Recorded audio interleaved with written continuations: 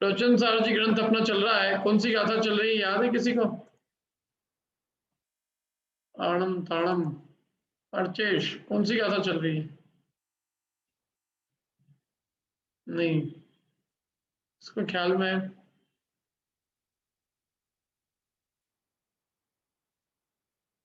बहुत मस्त विषय चल रहा है ये। देखो,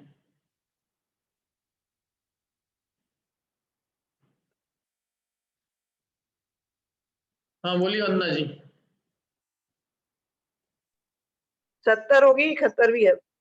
हाँ चलिए, बहुत बढ़िया। उपयोग की। हाँ, शुभोपयोग अधिकार चल रहा है। 70वीं गाथा हो गई। बेसिकली क्या है, पूरे विषय को जोड़ रहे हैं। क्या कि भाई पहले तो बताया, जैसे इंद्रिय सुख है, अपना अधिकार क्या चल रहा है, सुखाधिकार। अब सुखाधिकार में उन्होंने इंद्रिय ज्ञान, इंद्रिय सुख, इन सब की चर्चा की। अंत में इंद्रिय सुख को हे बताया, और फिर ये बात चालू की कि भाई इस इंद्रिय सुख का साधन कौन है। तो बोले शुभोपयोग इस इंद्रिय सुख का साधन है। तो वो शुभोपयोग कैसा होता है, शुभोपयोग का क्या स्वरूप है? तो सबसे पहले गाथा में शुभोपयोग का स्वरूप बताया कि शुभोपयोग किसका नाम। फिर शुभोपयोग का स्वरूप बताने के बाद फिर ये कहा कि जो जीव इस शुभोपयोग से युक्त होता है, वो तिर्यंच, मनुष्य और देवों में जितने काल तक रहकर अनेक प्रकार के इंद्रिय सुखों को प्राप्त करता है। माने शुभोपयोग जो है वो इंद्रिय सुख का साधन है।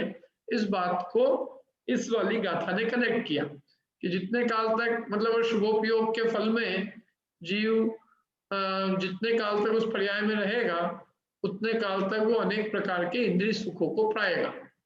हम लोगों ने पहले शुभोपयोग किया है, इसलिए हम इस मनुष्य पर्याय के अंदर विविध प्रकार के इंद्रिय सुखों को हम प्राप्त कर रहे हैं।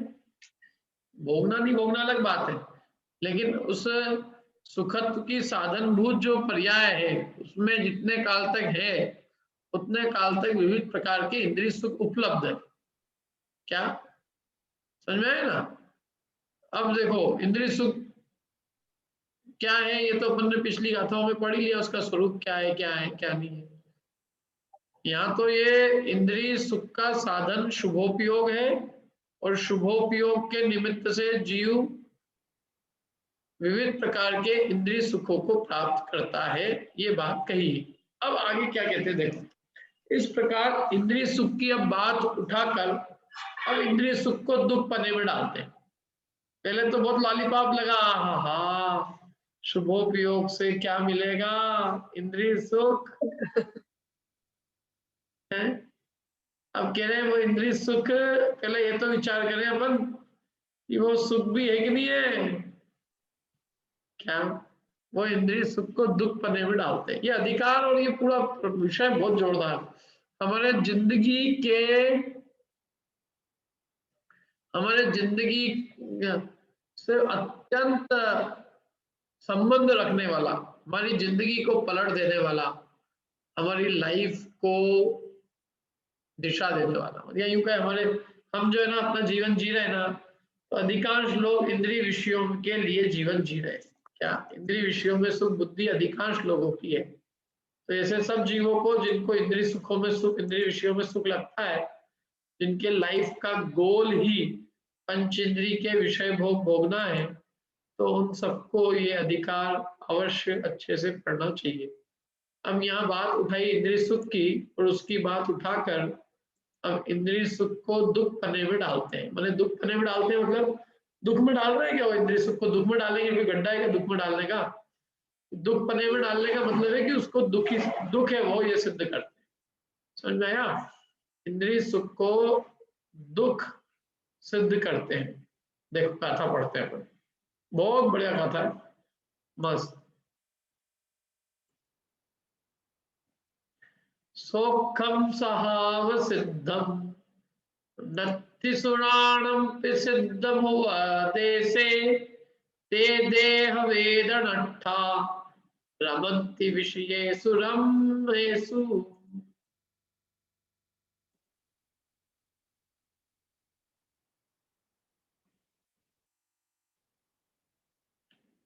देखो गाथा पढ़ते हैं फिर इसको।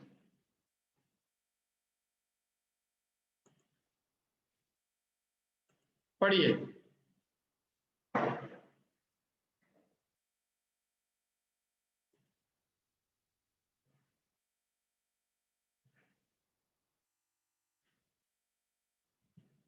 पढ़ने वाले हैं कोई? नहीं।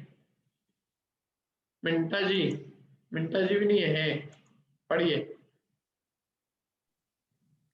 उपदेश से है सिद्ध देवों के नहीं है स्वभाव सुख, तन वेदना से दुखी वे रमणिक विषयों में रमे। उपदेश से है सिद्ध देव, बहुत बढ़िया। देखो क्या कहा,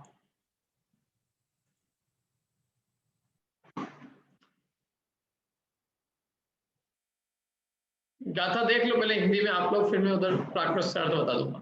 उपदेश से है सिद्ध देवों के नहीं है स्वभाव सुख, तन वेदना से दुखी वे रमणीक विषयों में रमे। क्या?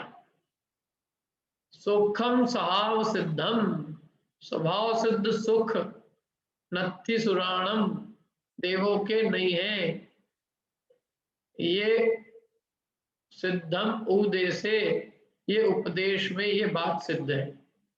क्या? सुख देवों के भी स्वभाव सिद्ध सुख नहीं है, ये बात उपदेश से सिद्ध है। ते देह वेद नट्ठा, ते देह की वेदना से रमंती विषयेषु रम्येषु, रमणीक लगने वाले विषयों में रमण करते हैं। देह की वेदना से पीड़ित होकर रमणीक लगने वाले विषयों में क्या करते हैं? रमण करते हैं। सोखम सहाव सिद्धम, स्वभाव सिद्ध सुख नत्थि सुराणम, सिद्धो सुरों के देवों के नहीं है। इति सिद्धम उपदेशे, ये उपदेश में ये बात प्रसिद्ध है।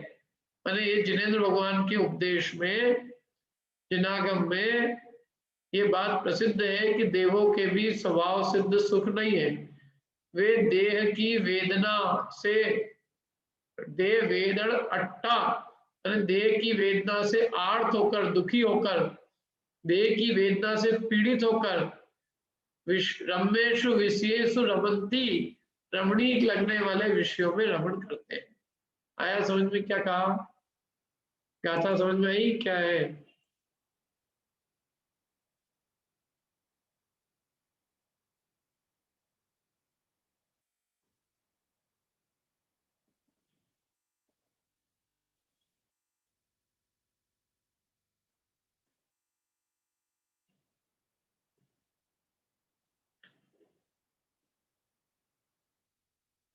क्या कहा बोलो?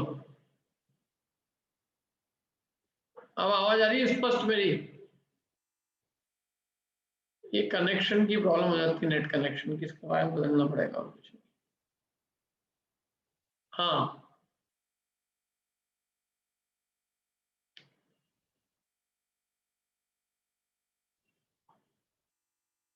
क्या कहा?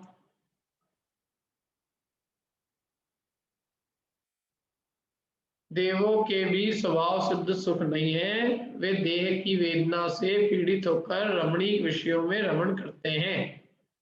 ठीक है, समझ में आ गया इतना? अब आगे चलते हैं अपन, देखो अन्वयार्थ पढ़ते हैं अपन। अन्वयार्थ पढ़ो तरुण।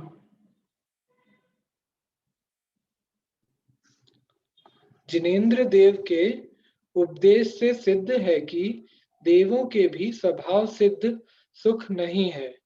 वे पंचेंद्रियमय देह की वेदना से पीड़ित होने से रम्य विषयों में रमते हैं। हाँ, वे पीड़ित है, वे बेचारे, वे सुखी नहीं है। स्वभाव सिद्ध सुख तो सिद्धों के है, स्वाभाविक शुद्ध स्वभाव सिद्ध, स्वभाव से सिद्ध है उनके सुख। क्या? वे स्वाभाविक सुखी है, स्वभाव अपने निज आत्मा के स्वभाव को भोग रहे हैं। वे जो आत्मा का सहज सुख स्वभाव है उसको भोग रहे हैं, नेचुरल एकदम, कोई उसमें पर वस्तु की उसको आवश्यकता नहीं है। और ये जो बेचारे देव हैं, क्या ये देव तो इंद्रियों के विषयों की पीड़ा से पीड़ित है, स्वभाव सिद्ध सुख तो है ही नहीं उनको, स्वाभाविक सुखी नहीं है बल्कि स्वाभाविक दुखी हो रहे हो। क्या भयंकर पंचेंद्रिय के विषयों की पीड़ाएं सताती रहती है, निरंतर मरण पर्यंत विषयों की तृष्णा के दुख को भोगते हैं, तृष्णा के दुख को छोड़ नहीं पाते, तृष्णा विषयों की तृष्णा उनको छोड़ती नहीं। क्या देह में आसक्त बुद्धि होकर और 5 इंद्रियों के विषयों में अत्यंत आसक्त होकर रमे रहते हैं।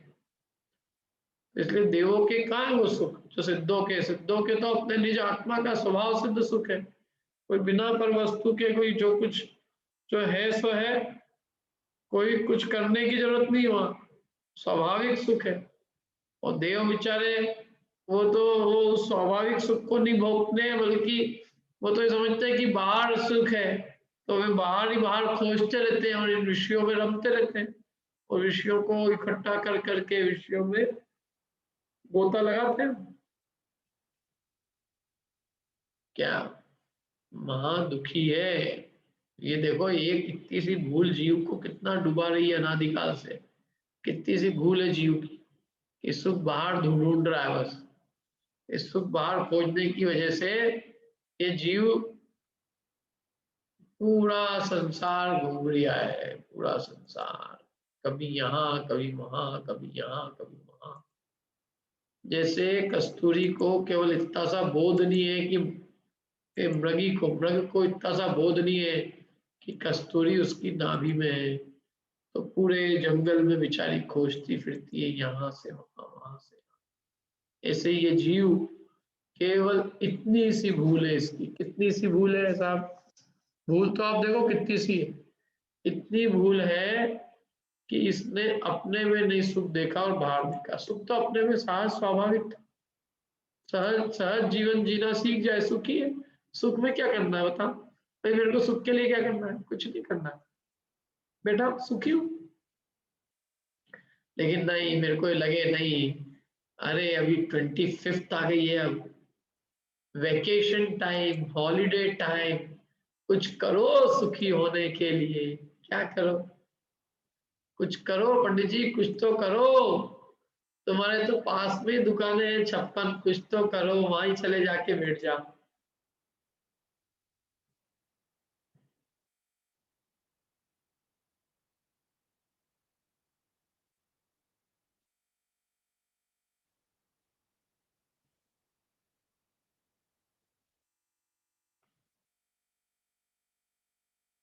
क्यों,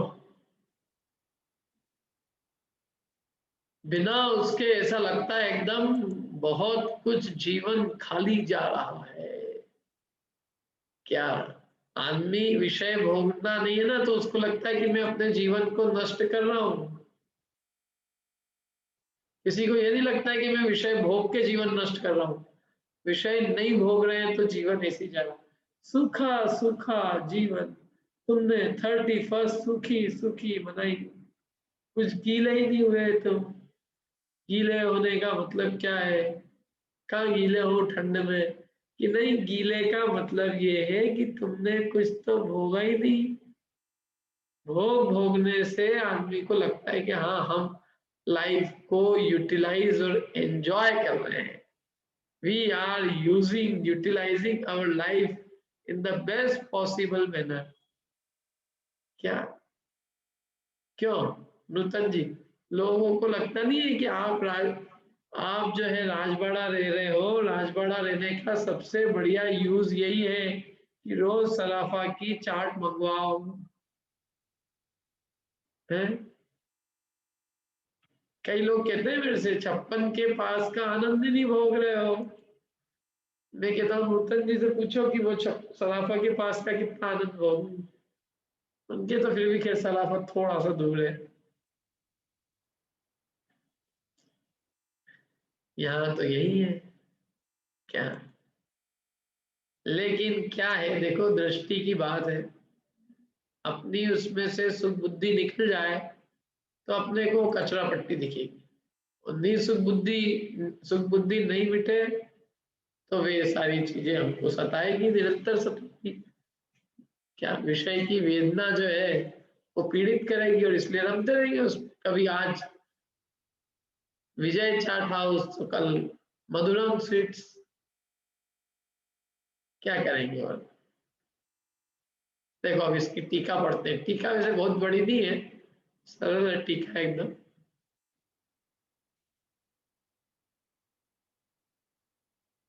पढ़ो दहिल। आज तो ऑफिस का आखिरी दिन है, 3 दिन आराम है, थकान नहीं रहेगी अब इतनी। वैसे भी पढ़कर इसको थकान चली जाती है।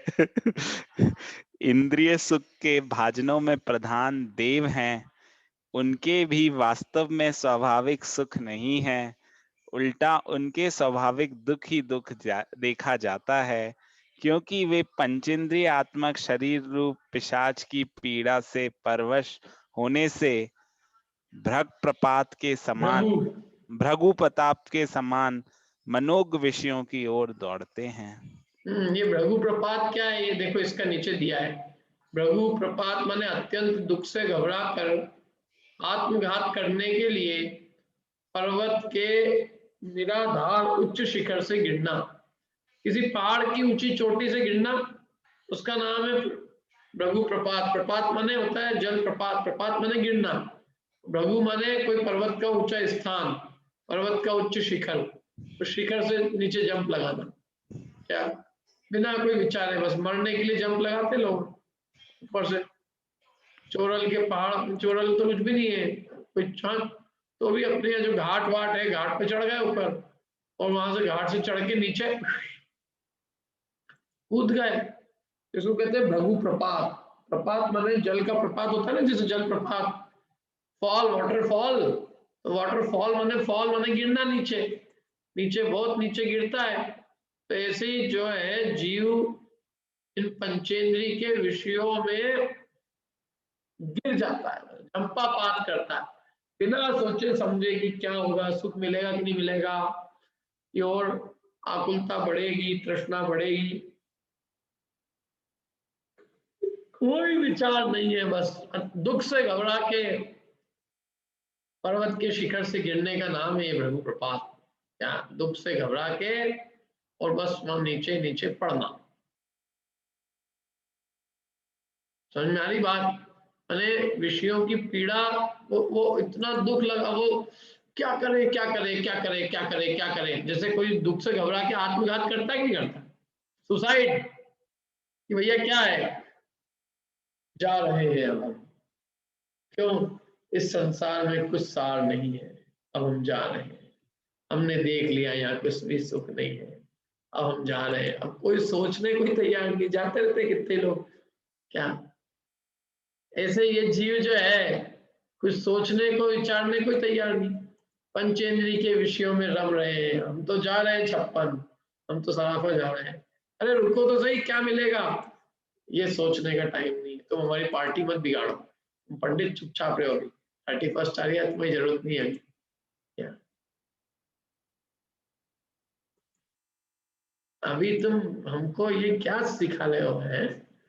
हम तो ये सोच के कि इंद्रिय सुख के प्राप्ति कैसे होएगी और यहाँ के रहे, लेकिन ये कहाँ इतना विचार, कहाँ बड़ा बड़ बताओ, बड़ा बड़ विषयों की ओर दौड़ता है, बड़ा बड़। इसलिए उन्होंने भृगु प्रपात का उदाहरण दिया, ऊपर से जैसे कोई गिरता है घबरा के आत्मघात करने के लिए, ऐसे ही ये विषयों की पीड़ा से घबरा के विषयों में डूबता है, विषयों में गिरता है, विषयों की ओर दौड़ता है। अरे एक एक इंद्रिय विषयों के गुलामों की अपन ने कहानी पढ़ी थी पीछे।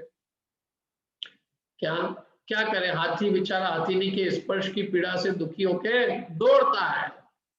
दसना इंद्रिय का पीड़ित जीव बेचारा, मछली दौड़ती है, क्या करे, सहन नहीं होती है, बिना विचारे कि मैं मर जाऊंगी, ये हो जाएगा, कुछ नहीं, हौड़ा अपने मरण की परवाह किए बिना बस गंध में आसक्त होके उसमें फंस जाता है। ऐसी पतंगा बिना विचार किए रूप की पीड़ा से पीड़ित होकर आग में प्रविष्ट होकर अपने आप को झुलसा लेता है। ऐसी हिरण की हालत है, सब एक एक इंद्रिय विषयों की पीड़ाओं से पीड़ित है बेचारे। तो देव भी क्या है, पंचेंद्रियात्मक शरीर रूपी पिशाच है उनको। यही है, देखो भूत, डाकिनी, साकिनी, पिशाच, ये जितने भी है ना, ये सब यही है। ये पंचेंद्रियात्मक शरीर ही उनको पिशाच है। और इस पंचेंद्रियात्मक शरीर रूपी पिशाच की पीड़ा से और कैसे वे परवश हैं, 100 वर्ष परवश है बेचारे, खूब इन इंद्रियों की विषयों की पीड़ा से पीड़ित। देव की चलती नहीं है ये। देव जो है ना, माने देव ऐसे भोगों के ऐसे गुलाम है कि मरते दम तक छोड़ने को समर्थ नहीं है। क्या उसके वश है, उसके पराधीन, वशीभूत है, मतलब पंचेंद्रीय विषयों के वशीभूत है। और यही कारण है कि उनके असंयम नहीं, असंयम कहा है। एक क्षण का भी संयम नहीं होता, एक क्षण का भी। कोई भी देव को एक क्षण भी संयम नहीं है, एक क्षण भी वे इन पंचेंद्रीय विषयों से निवृत्त नहीं हो पाते। निरंतर 5 इंद्रियों के शरीर की पीड़ा जो है सताती है, और इसलिए निरंतर पंचेंद्रियों के विषयों की ओर दौड़ते रहते हैं, मरते दम तक। मालूम आपको, देवों को मरते दम तक पंच इंद्रियों के विषयों की पीड़ा सताती है। आमरण, मरते दम तक उनसे विषय छूटते नहीं है। क्या, अरे गजब, मतलब उनकी पीड़ाएं तो कोई अलौकिक ही है। 5 मिनट के लिए भी छोड़ दे नहीं, वो भोग की पीड़ा, भोगने की पीड़ा, उस पीड़ा से परवश होकर विषयों में प्रवृत्ति किए बिना रहते ही नहीं। तो इसलिए उन्होंने यहाँ पे देवों को खड़ा करके बात की है। तुम्हारे आपके हमारे सुख की बात करते तो कोई कहता अरे पंडित जी की क्या सुख है, जो उनके सुख की कह रहे हो दुख है, ये तो यूं ही दुखी है। इसलिए उन्होंने देवों की बात करी है कि इंद्रिय सुख के भाजनों में प्रधान देव है। देवों के पंचेंद्रीय विषय सुख सबसे उत्कृष्ट रूप से पाए जाते हैं। प्रधान वे है, ना तो भोग भूमि के जीव प्रधान है, ना और कोई प्रधान है। और तो बाकी गतियों में है ही नहीं। तिर्यंच नरक में तो खैर अपन कह नहीं सकते कि वहां इंद्रिय सुख है भी। तिर्यंचों में भी क्या है, मतलब जिनके हैं तो बहुत हल्का वाला है, नार की तो बेचारे है ही नहीं उनके। और मनुष्यों में भी वैसा नहीं है जैसा देव का है। इसलिए इंद्रिय सुख के भाजन माने पात्र, इंद्रिय सुख जिनमें पाया जाता है उनमें प्रधान कौन है, देव। और उन देवों के भी वास्तव में स्वाभाविक सुख नहीं है। क्या, जो स्वाभाविक अतीन्द्रिय आनंद है, जो निराकुल परमानंद, निराकुल रस, स्वाधीन सुख, स्वात्मिक सुख, वो तो देवों के भी नहीं है, बल्कि और उल्टे उनके स्वाभाविक दुख है। स्वाभाविक सुख तो नहीं है और स्वाभाविक दुख और है। सुख तो है ही नहीं स्वाभाविक। जो सिद्धों के स्वाभाविक सुख है, अनंतों के है, या मुनिराजों के भी, अरे पंचम गुण स्थानवर्ती के भी जो स्वाभाविक सुख है, आत्मिक सुख, वो देवों के नहीं है, बल्कि और उल्टा उनके स्वाभाविक दुख ही देखा जाता है। क्यों? क्योंकि वे पंचेंद्रियात्मक शरीर रूपी पिशाच लगा। पिशाच, जैसे पिशाच की पीड़ा से कोई परवश होता है, पिशाच शरीर में घुस के क्या करता है, परेशान करता है आदमी को। पिशाच से परवश हो जाता है, अपनी मर्जी से चल नहीं सकता है, बोल नहीं सकता है, खा नहीं सकता है। जो पिशाच करता है वैसा करता है। पिशाच शरीर में प्रविष्ट हो गया, परवश हो गया, ऐसे उनके पंचेंद्रियात्मक शरीर रूपी पिशाच उनकी आत्मा में मानो प्रविष्ट हो गई, और उस पिशाच की पीड़ा से वे परवश है। वे खुद से अपने आप से उन विषयों को छोड़ नहीं सकते, या खुद से अपना जीवन नहीं जी सकते। अब तो वे पंचेंद्रियात्मक जो पिशाच है वो उनको जैसा रचाएगा, वो पिशाच उनको जैसा नचाएगा वैसा उनको नाचना पड़ेगा।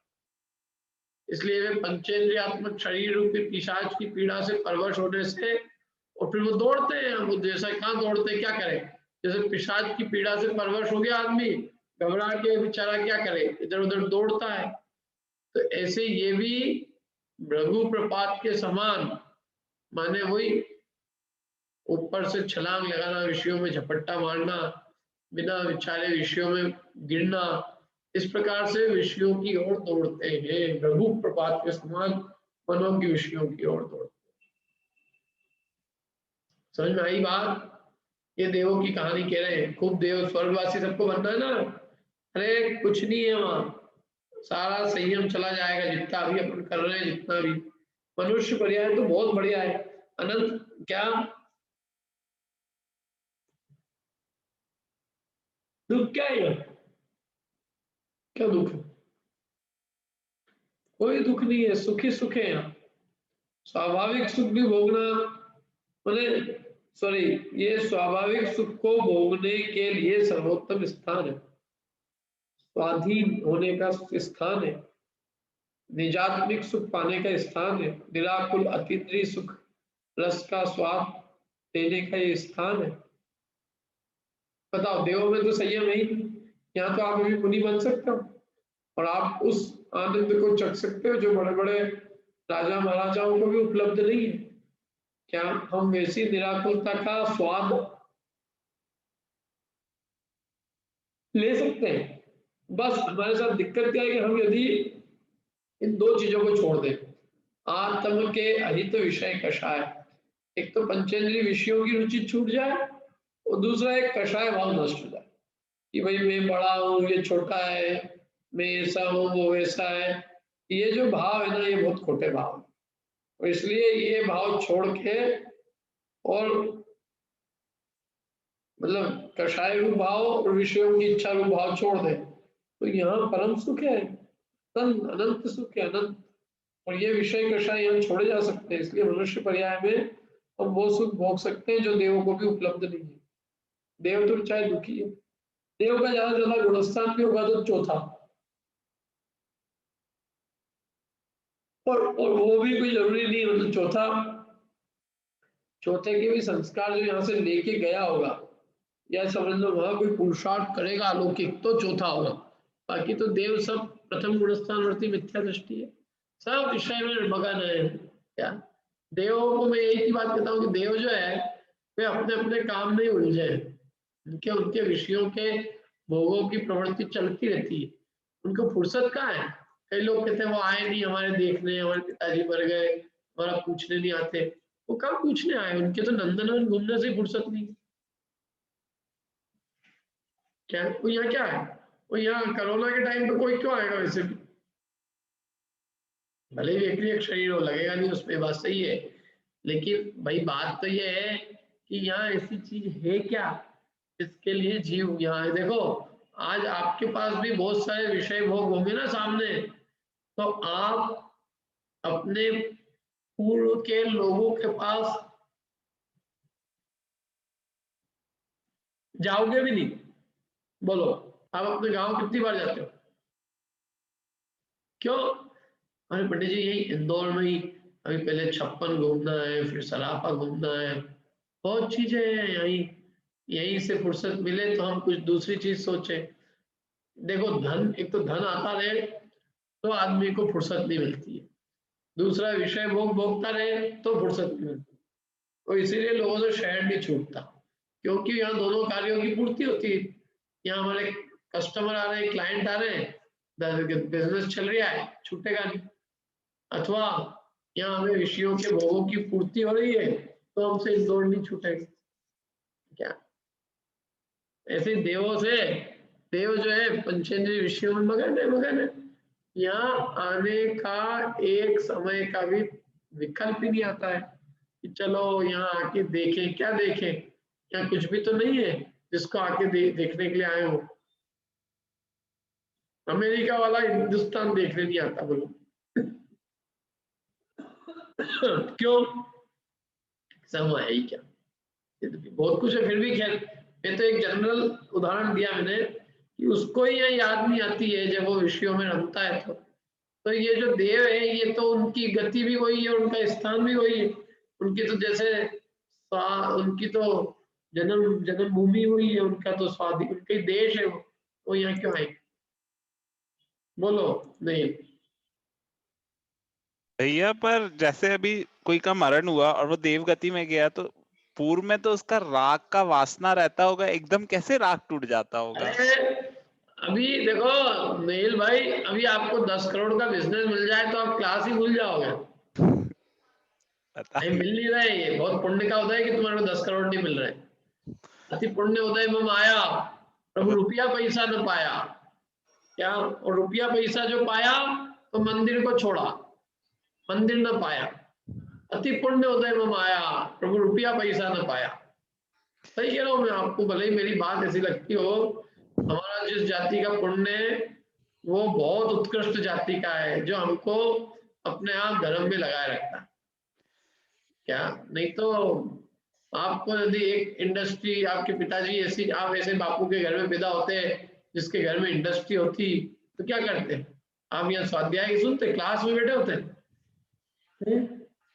हिसाब किताब कर रहे होते, कितना प्रॉफिट हो रहा है, कितनी इनकम हो रही है, क्या हो रहा है। भाई क्या करेगा होता, बहुधंधी आदमी क्या करेगा। वो 3 समय में जीव वहां चला जाता है, फिर भी विकल्प नहीं आता कि एक बार देखे तो जाकर। समय में तुमको कह रहा हूँ ना, कल रात को तुम्हारे को भी एक रात को मिल जाए तुमको 25 करोड़ का ऑफर, तो तुम फुर हो जाओगे अमेरिका। तुमको ये मतलब ये याद भी नहीं आई कभी अपन ने प्रवचन साल की कोई क्लास पढ़ी हुई थी, कोई क्लास भी होती थी, कुछ था, फुर हो जाता फुर। माया ठगनी ऐसी ठगती है, लोग मंदिर छोड़ देते हैं, आपको मालूम, मंदिर छोड़ देते हैं, परिवार सब छोड़ देते हैं। विषय भोग मिलना चाहिए, बस धन मिलना चाहिए। देखने ना अच्छा, अपन एक बात बताओ, मैं कहता हूँ अपन देख सकते हैं ना, अपन देख ही रहे हैं, अधिक विषय भोग मिलते हैं तो आदमी पुरानी चीजों को याद ही नहीं करता है। सालों साल लोग जो है उनको याद तक नहीं करते, और फिर जब तक याद करे समझ लो तब तक वो लोग भी चले जाते हैं। 100-200 साल बाद उसने याद किया, थोड़ा बहुत उससे फ्री हुआ, तो तब तक तो 200 साल में तो अपन ही कहीं चले गए, कोई नहीं आता। इसलिए किसी के कोई आ रहे हो तो बताओ, क्यों कोरोना काल में नहीं तो भूत इकट्ठे हो जाते बहुत सारे, फटाफट जा रहे हैं जो भी, लेकिन जितने फटाफट जा रहे हैं ना, ये भी सब मस्त जहाँ जा रहे हो क्या, कि कोरोना से मर के भी सब मस्त हो गए वहां। खैर अभी तो बात तो ये कि कोरोना से मर के ऊपर भी गए कि कहाँ गए, फिर मैं मान के चल रहा हूँ चलो ऊपर ही गए होंगे, ऊपर मतलब स्वर्ग नहीं गए हो तो भी सब मगन हो गए, सब मगन, दे आर ऑल बिजी क्या, सब मगन। कोई याद नहीं करता है यहाँ, किसी को कोई मतलब नहीं है, कोई प्रयोजन नहीं है, सब एक झटके में राग खत्म हो जाता है, पर्याय छूटी राग छूटा, कोई किसी से कोई, अपन ऐसे भूल जाएंगे एक दूसरे को कि नहीं भाई अपन समझ लो स्वर्ग में मिल भी गए एक दूसरे को, अपन ये पता ही नहीं कर पाएंगे कि अपन कभी अनंत काल पहले कभी भी किसी अनंत काल में कभी मिले भी थे, ऐसे देखेंगे। और कौन कौन से देव कब पैदा हुए या अधिकांश ही जान लेंगे। क्या 2040 में आया है यहाँ पे, 2040 तो चलेगा ही नहीं, जो सा भी सन चलेगा। नहीं भाई मैं ये नहीं कह रहा हूँ कि आप 2040 में एक उदाहरण दे रहा हूँ, नहीं तो तुम भैया आपस में परस्पर व्यवहार भी नहीं होता जैसे यहाँ पे होता है, वहां पर आपस में परस्पर व्यवहार भी नहीं होता है कि जैसे अपन लोग का परस्पर व्यवहार ऐसे दो देव। परस्पर व्यवहार तो करते हैं ना, गेम्स वेम्स खेलते हैं लोग, ऐसा नहीं है। अच्छा, परस्पर व्यवहार तो जब तक देखो सामाजिक प्राणी है जीव, चारों गतियों में सामाजिक ही रहता हो। तिर्यंचों में भी परस्पर व्यवहार, तिर्यंचों में क्या कौन भी, तिर्यंचों में तो क्या साथ में रहते हैं, मनुष्यों में भी साथ में रहते हैं, देवों में भी साथ में रहते हैं। एक नारकी ऐसे हैं जो लड़ते रहते हैं परस्पर, वो टोटल एंटी सोशल एलिमेंट है, एकदम असामाजिक तत्व है वो, एकदम उनको जहां घुसेड़ दो वहां लड़ने लग जाएंगे वो।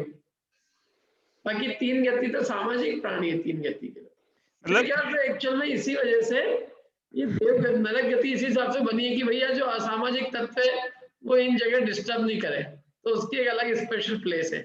तुम यहीं आके जो तुमको सबको लड़ना हो सब लड़ो आपस में, साले सबके सब भिड़ो खूब, सब लेके आओ, जितने लाठी टुकड़े टुकड़े जो कुछ लेके आओ सब लाओ, और सब मिलके मारो एक दूसरे को, लाओ देख करके दे उठा पटक करो, यही काम तुम्हारे को क्या है, तुमको यही करना है तो यही करो। मतलब यहाँ तो पर्याय में अपन को एक बार विकल्प आ भी जाता है कि पता नहीं किस पर्याय से आए कहाँ, वहां पे बिल्कुल विकल्प ही नहीं आता। मेरे ख्याल से वो पुण्य का ही महात्मा है कि वहां जब वैभव देखते तो सब भूल जाते, सब भूल जाते हैं, सब कोई विचार सोच विचार नहीं कुछ चलता। नहीं, यही ऐसा होता है, यही यही जो है ना सब भूल जाते हैं आदमी। मैं आपको एक बार उदाहरण देता हूँ। देखो, आपको अच्छी भूख लग रही हो और सामने आपके खूब बढ़िया आपके मनपसंद चीज हो और आप खाने के लिए एकदम मुंह में ले रहे थे और इतने मैंने कहा कि नहीं ये थोड़ी मर्यादा की नहीं है। आपने एक मिनट अभी मैं खा लूं पहले फिर बताना है। हाँ खा ली, क्या कह रहे थे? मर्यादा की नहीं है, खा लिया तो। अरे आदमी को जब सामने चीज होती है ना तो वो उस पर रुक नहीं पाता है, वो एक्चुअली उस पर कंट्रोल नहीं कर पाता चीज अपने आप को। ठीक है, तो ये देवों की स्थिति बता रहे हैं कि देव कैसे। अब आगे पढ़ते हैं अपन। इस प्रकार युक्ति पूर्वक इंद्रिय सुख को दुख रूप प्रकट करके युक्ति से सिद्ध किया कि इंद्रिय विषय दुख है, इंद्रिय सुख दुख है। ये युक्ति से सिद्ध कर क्या आ रहा है ना अभी तक कि उनके भी देवों भी यदि दुखी नहीं होते तो विषयों में रमण क्यों करते, इसलिए देवों के भी क्या है, दुखी है। इस प्रकार युक्ति पूर्वक इंद्रिय सुख को दुख रूप प्रकट करके अब इंद्रिय सुख के साधनभूत जो पुण्य को उत्पन्न करने वाला शुभोपयोग है, उस शुभोपयोग की दुख के साधनभूत पाप को उत्पन्न करने वाले अशुभोपयोग से विशेषता प्रकट कर। क्या गजब गाथा है। पहले तो इंद्रिय सुख को दुख रूप सिद्ध किया, हुआ कि नहीं हुआ अपने दिमाग में सिद्ध, पहले तो ये बताओ तो अपन आगे की बात करें। इंद्रिय सुख को दुख रूप प्रकट किया युक्ति से, तर्क से, लॉजिक से। अब इंद्रिय सुख का साधनभूत जो पुण्य है और उस पुण्य को उत्पन्न करने वाला जो शुभोपयोग है, वो शुभोपयोग अशुभोपयोग से कुछ अंतर नहीं है उसमें। शुभोपयोग और अशुभोपयोग समान है, उसमें कोई विशेषता माने अंतर नहीं है, अविशेषता प्रकट करते हैं। माने दोनों शुभोपयोग भी अशुभोपयोग के समान समान है। अब आप कहोगे नहीं साहब, अशुभोपयोग तो पाप को उत्पन्न करता है और दुख के साधनभूत है। अशुभोपयोग दुख का साधनभूत है, पाप उत्पन्न करता है। तो कहते हैं कि भले ही वो पाप उत्पन्न करे लेकिन फिर भी उसकी शुभोपयोग से कोई विशेष अंतर नहीं है, क्योंकि अभी आगे कहेंगे कि जब वो शुभोपयोग भी दुख को ही प्रकट कर रहा है, वो भी दुख का ही साधन है, तो फिर शुभोपयोग से अशुभोपयोग में विशेषता क्या रही? यही बात समझ में।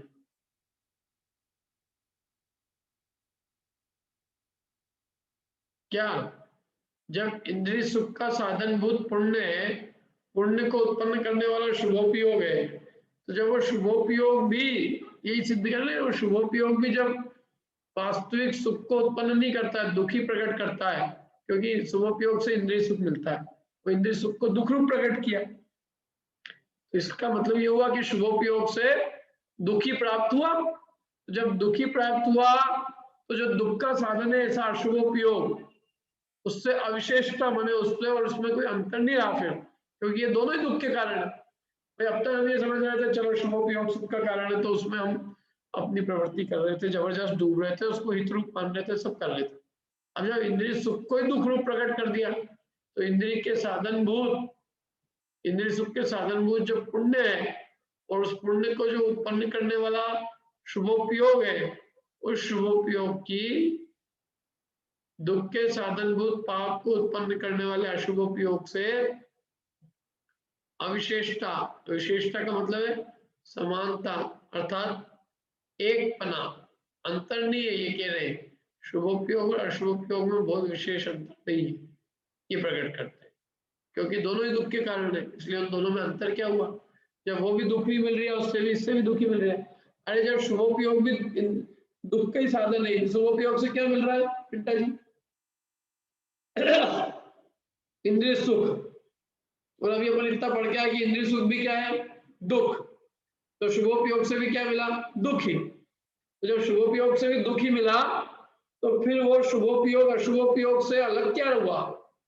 अंतर क्या पड़ा शुभोपयोग का शुभोपयोग से? क्योंकि हमने शुभोपयोग में भी दुख होगा और वही दुख अशुभोपयोग में भी दुख है। अशुभोपयोग में भी दुख ही है, वो तो हम सब जानते हैं शुभोपयोग में, तो लेकिन शुभोपयोग में भी दुखी मिला ना। जब दोनों ही में दुखी मिला तो अंतर क्या है दोनों में? ये बात सिद्ध कर दे। समझ में ही बात?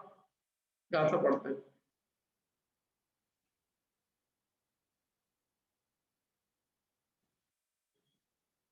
पढ़ो गाथा। अर्चेश। कोलिसा उह चक धरा सुहोव ओ गपगे। ये दूसरी। एक मिनट। हाँ, ये विषय अलग लग रहा है। ये 72। हाँ।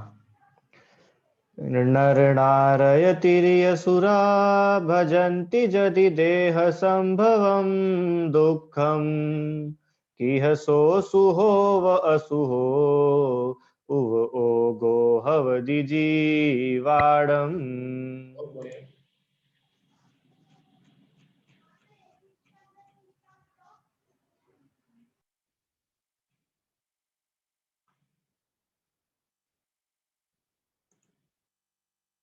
पढ़िए मिंटा जी।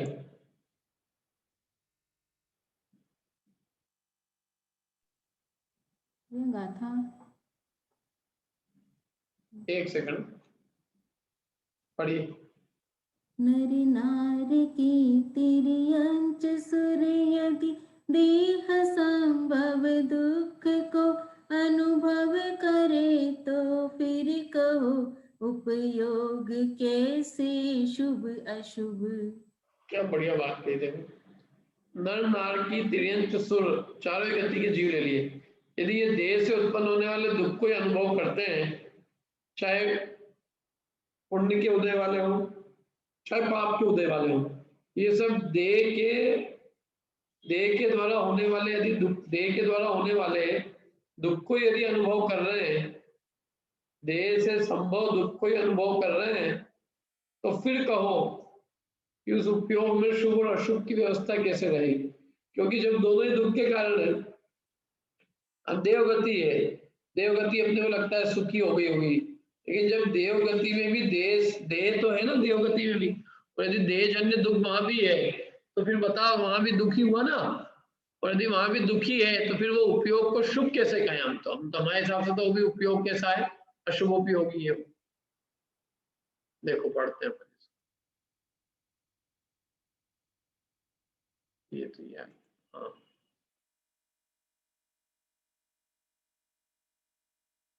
देखो अन्वयार्थ पढ़ो अर्चेश।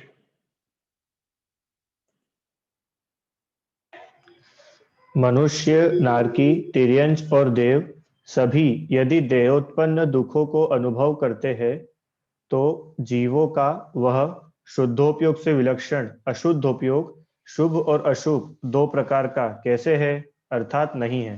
हाँ, जब सभी देह उत्पन्न दुख को ही अनुभव कर रहे हैं, चाहे पुण्य के उदय वाले हो चाहे पाप के उदय वाले हो, जब सभी दुख में है तो फिर वो उपयोग दो प्रकार का कैसे हो। उपयोग को दो प्रकार का तो तब कह सकते हैं कब, जबकि उनमें से एक से मिले सुख और एक में दुख हो, तो हम दो प्रकार का कहेंगे। जब एक मात्र दुखी मिल रहा है तो हम कहेंगे कि फिर चाहे इसमें ये हो चाहे ये हो, हमारे लिए तो दोनों एक सरीके है। उन दोनों में हम अंतर कैसे डालें। जब दोनों ही देहोत्पन्न दुख को अनुभव कर रहे हैं, यानी चारों गतियों के जीव यदि देह से उत्पन्न दुख को अनुभव करते हैं, तो फिर वो जीवों का जो उपयोग है शुभ और अशुभ के भेद से दो प्रकार का, जो कि अशुद्ध उपयोग है, वो वास्तव में कैसे हो सकता है। क्या समझ में आई बात। मतलब उपयोग में दो पन्ना कैसे हो सकता है, ये बात कह रहे हैं। जब वो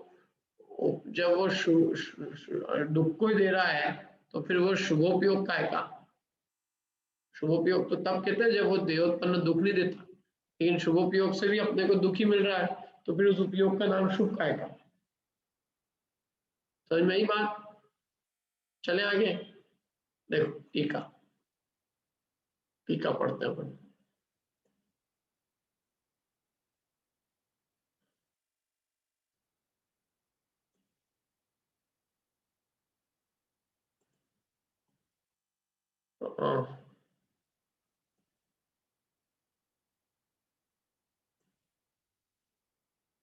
कौन पढ़ रहा है टीका।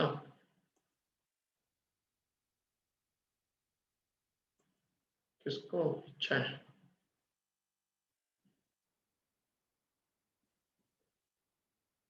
हाँ पढ़िए साधना जी, काला जी पढ़िए।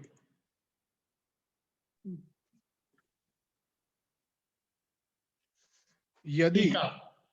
टीका यदि शुभोपयोग जन्य उदयगत पुण्य की संपत्ति वाले देवादिक अर्थात शुभोपयोग जन्य पुण्य के उदय से प्राप्त होने वाली रिद्धि वाले देव इत्यादि और अशुभोपयोग जन्य उदयगत पाप की आपदा वाले नारकादिक, यह दोनों स्वाभाविक सुख के अभाव के कारण अविशेष रूप से यानी बिना अंतर के पंचेंद्रियात्मक शरीर संबंधी दुख का ही अनुभव करते हैं, तब फिर परमार्थ से शुभ और अशुभ उपयोग की पृथक्त्व व्यवस्था नहीं रहती। बहुत बढ़िया। यदि शुभोपयोग जन्य उदयगत, जिनके शुभोपयोग से उत्पन्न पुण्य है, शुभोपयोग से जन्य माने शुभोपयोग के द्वारा पैदा उदयगत पुण्य है, शुभोपयोग से जो उन्होंने पुण्य कमाया और उस पुण्य का जब उदय है, उस पुण्य के उस उदय में जो संपत्ति माली मिली, जो संपत्ति आदि प्राप्त हुई ना, उसकी बात कर रहे हैं। पुण्य के उदय से प्राप्त शुभोपयोग से जन्य पुण्य, उस पुण्य के उदय में, पुण्य के उदय वाले जो संपत्ति वाले देवादिक है, जिनके पास बहुत संपत्ति है, और जो अशुभोपयोग जन्य, जिनके पाप का उदय है, ऐसी पाप के उदय की आपदा वाले नरकादिक, ये दोनों स्वाभाविक सुख के अभाव के कारण अविशेष रूप से मैंने बिना कोई अंतर के पंचेंद्रियात्मक शरीर संबंधित दुख का ही अनुभव करते हैं, तब फिर परमार्थ से शुभ और अशुभ उपयोग की पृथक्त्व व्यवस्था नहीं रहती। तर्क दिया उन्होंने कि जब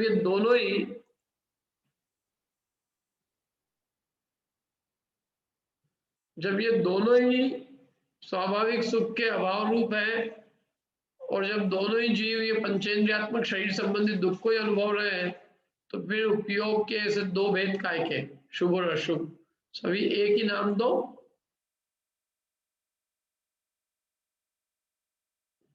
समझ में ना, ये कह रहे बात, दो मतलब पृथक पृथक मत करो, उसको एक ही नाम दो, अशुद्ध उपयोग। तुम क्या है दो नाम देते हो, शुभोपयोग और अशुभोपयोग, आदमी कंफ्यूजन में पड़ जाता है। हो सकता है शुभोपयोग भला है, शुभोपयोग बुरा है, भला बुरे की बात नहीं है, और उसी में प्रवृत्ति करने लगता है। क्या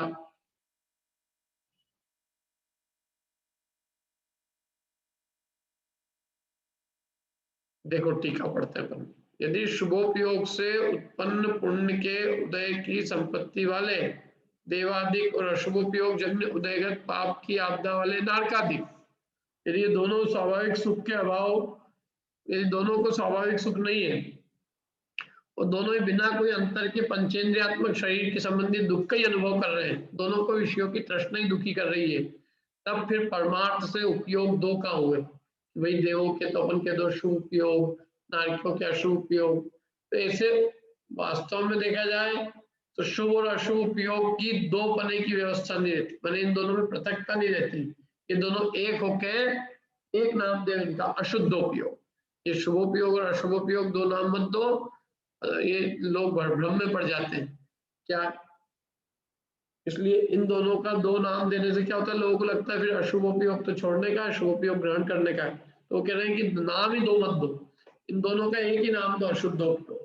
ये शुभोपयोग कहने से क्या होता है, लोगों को लगता है शुभोपयोग है भैया, शुभ उपयोग अच्छी चीज है, कुछ तो दम होगा, और अशुभ व्यापार भी पता चलेगा, तो ये पता चलेगा कि ये अपने को करने योग्य नहीं है, इसके अपने को धन आदि लग रहा है। समझ में ना, देखो भावार्थ पढ़ते अपने से।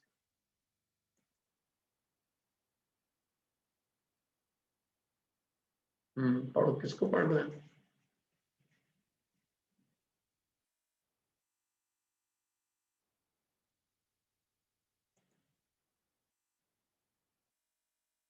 पढ़िए नूतन जी भावार्थ।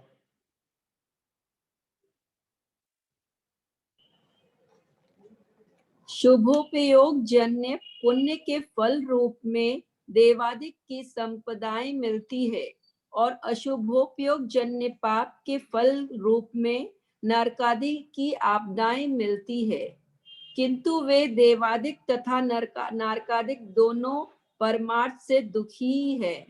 इस प्रकार दोनों का फल समान होने से शुभोपयोग और अशुभोपयोग दोनों परमार्थ से समान ही है, अर्थात उपयोग में अशुद्धोपयोग में शुभ और अशुभ नामक भेद परमार्थ से घटित नहीं होते। बहुत बढ़िया। शुभोपयोग से उत्पन्न पुण्य के फल में देव की संपदाएं मिलती है, अशुभोपयोग के फल में नरकादिक की आपदाएं मिलती है, किंतु ये दोनों ही दुखी है। जब दोनों ही दुखी है तो शुभोपयोग और अशुभोपयोग दोनों का फल समान हुआ, दुख। शुभोपयोग का फल भी क्या हुआ, दुख, और अशुभोपयोग का फल भी हुआ दुख। तो जब दोनों का फल दुख हुआ तो फिर ये दो कहाँ हुए, फिर तो एक ही कहलाएंगे ये।